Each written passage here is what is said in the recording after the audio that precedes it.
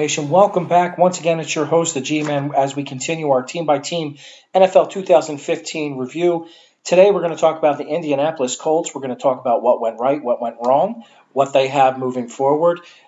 Anybody who has watched the NFL knows Andrew Luck is the real deal. Andrew Luck is a winner. Andrew Luck has the chance to be the next great quarterback in the NFL. This year, just like when they lost Peyton Manning to his broken neck, Colts showed exactly how important a quarterback really is. And without him, they just couldn't rise above. And Matt Hasselbeck played admirably for a 40-year-old guy, but without him, they couldn't rise above and do what they're supposed to do. I do see a reversal of fortune. Unlike some of these other teams in the middle of the pack, I see a reversal of fortune with the Colts moving forward because I think as long as you have a healthy Andrew Luck, you have a chance to be successful. And all things considered, he should be back next year as a healthy Andrew Luck, so let's see what he can get accomplished. So what went right? Hard to say. The defense was better than you would have expected, but not great. They finally got some production from some of their early round talent on the defensive side of the ball. Offensively, T.Y. Hilton was excellent. He is still T.Y. Hilton in the fact that sometimes he's dominant, sometimes he disappears. But I think that's kind of his game.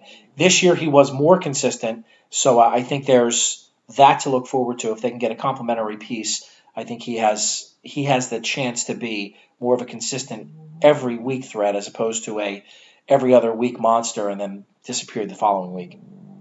On the other side, Moncrief showed that he is actually a player, and I think that he has a chance to really be a good player in this league. I think he's not going to be the guy who gets 25 yards a catch, as there were times this year when he was getting 22 yards a catch.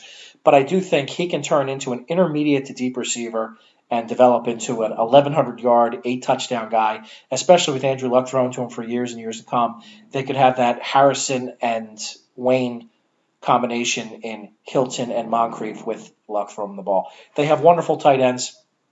Both can play, do a little something different. I'll tell you, Coby Fleener doesn't block much. He's in that Zach Ertz cut. He doesn't block much, but he does a good job with pass receiving, whereas the other tight end actually is much better blocker than he is a receiver. So between the two of them, they make one excellent tight end.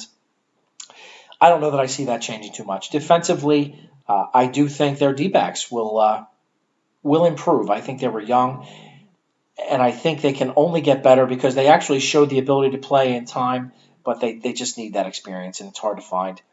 All their record and their woes, they still were in the hunt until late in the year. So I think that with a healthy Luck, they have the chance to do well. What went wrong?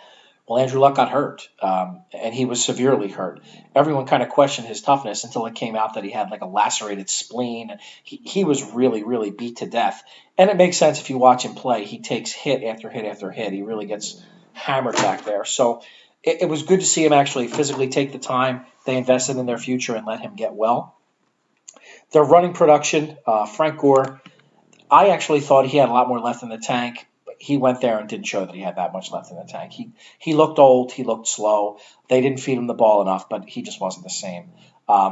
They signed Andre Johnson to be that complementary piece. He's done. Andre Johnson looks like a tight end now. He's so big, and he runs like a tight end, unfortunately, which means he can't play wide receiver anymore. Defensively, those young corners really got burned. They don't have the pass rush that they need, so I think that also ties into their need. I like Pagano as their coach. I do think that it's pretty clear that Bruce Arians was the real brains that first time that they made that push to the playoffs with Luck. But I do think Pagano is a winning coach, and I think he can be that. I think they do need to be smart with how they draft and whom they draft.